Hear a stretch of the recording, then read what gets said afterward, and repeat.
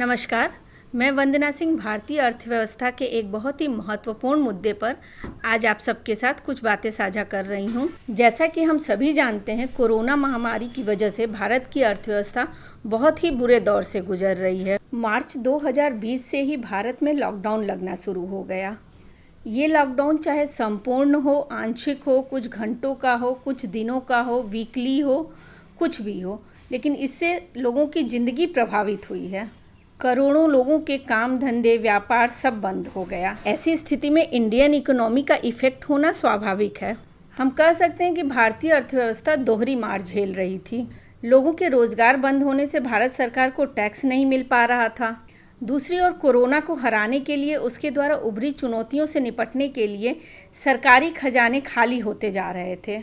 Indian government हर संभव प्रयत्न कर रही थी जिससे लोगों को राहत मिले, चाहे वह गरीबों के खाते में पैसे पहुंचाना हो या फिर लोगों तक राशन पहुंचाना, या फिर कोरोना के बचाव के प्रबंधन के लिए पैसे खर्च करना। अब प्रश्न यह है कि क्या भारतीय अर्थव्यवस्था की डामाडोल स्थिति को अधिक रुपए की छपाई से बचाया जा सकता है? क्या इस नीति से भारतीय अर्थव्यवस्था पुनः पटरी पर आएगी? यूं तो अधिक नोट छापकर दुनिया भर में कई सरकारें अपनी अर्थव्यवस्था को पटरी पर लाने का प्रयास करती रही हैं।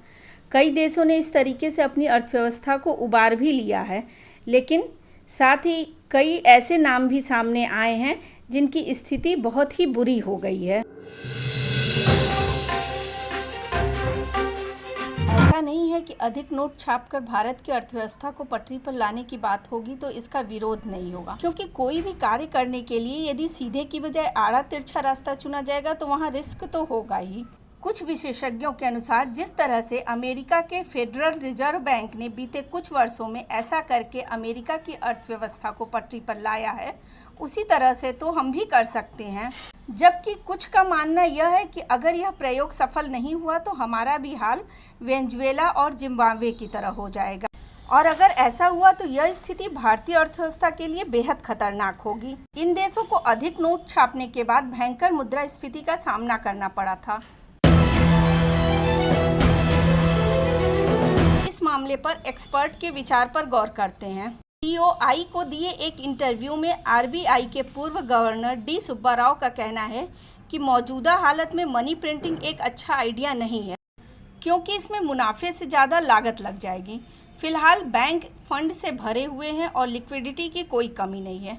उनके अनुसार अगर प्राइवेट क्रेडिट की मांग में तेजी आती है तो भले ही आरबीआई द्वारा घाटे का मोनेटाइजेशन करने का सवाल उठता है।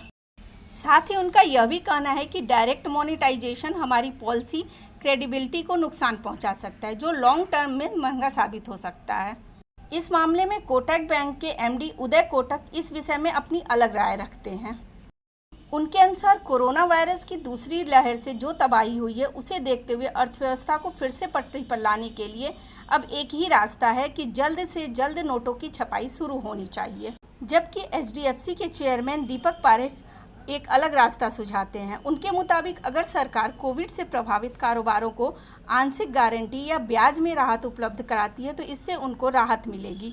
उनके अनुसार इस वक्त बैंकों के पास लिक्विडिटी की कमी नहीं है और इस कार्य में उनका पूरा सहयोग रहेगा। दीपक पारेख का मानना है कि सरकार को घाटे के पीछे भागने की बजाय विनिवेश और असेट मोनेटाइजेशन को बढ़ावा देना चाहिए। चलिए जरा अब एक नज़र डालते हैं उन देशों पर जिन्होंने ज़्यादा नोट छापकर अपनी अर्थव्यवस्था को सही करने की कोशिश की। दक्षिणी अमेरिका के देश वेनेजुएला के नाम से तो सभी परिचित होंगे। वहाँ के बदहाली की तस्वीरें भी दर्शित हैं। वेनेजुएला के अर्थव्यवस्था को संभालने के लिए वहाँ के केंद्रीय बैंकों ने अधिक नोट छापने की बात को महत्ता दी। इसका नतीजा यह हुआ कि वहाँ महंगाई 24 घंटे में ही बढ़ने लगी और बढ़ते बढ़ते इतनी बढ़ी कि एक वक्त पर यहाँ महंगाई 1 करोड़ फीसदी तक पहुँच गई थी। स्थिति इतनी बदतर हो गई थी कि अंडे और दूध जैसी ज़रूरत की चीज़ों को खरीदने के लिए भी अत्यधिक भुगतान करना पड़ता था। लगभग ऐसी ही स्थिति का सामना दक्षिण अफ्रीकी देश जिम्बाब्वे को भी करना पड़ा था, जिसका नतीजा यह हुआ कि यहाँ की करेंसी की वैल्यू अत्यधिक गिर गई। बुरी स्थिति का अनुमान आप इस तरह समझ सकते हैं कि वहाँ एक वक्त में एक अमेरिकी डॉलर की वैल्यू 25 मिलियन जिम्बाब्वे डॉलर के बराबर हो गई थी। इन अप्रत्याशित कारणों की वजह से ही कोई भी देश ज़्यादा नोट छापने के बारे में जल्दी नहीं सोचता, क्योंकि अगर जरा सी भी चूक हुई तो उनकी भी स्थिति ऐसी ही हो सकती है। क्या नोट छापने के अलावा भी हमारे पास कोई विकल्प है? यह विचाराधीन मुद्दा है।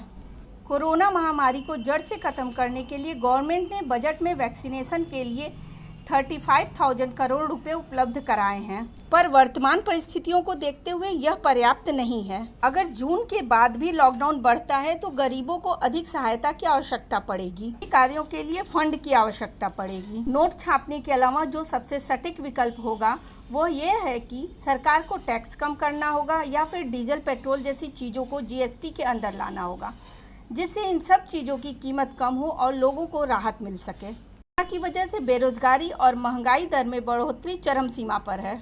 ऐसे में अगर सरकार लोगों को टैक्स में राहत देती है तो उन्हें अपनी जीविका चलाने में आसानी होगी।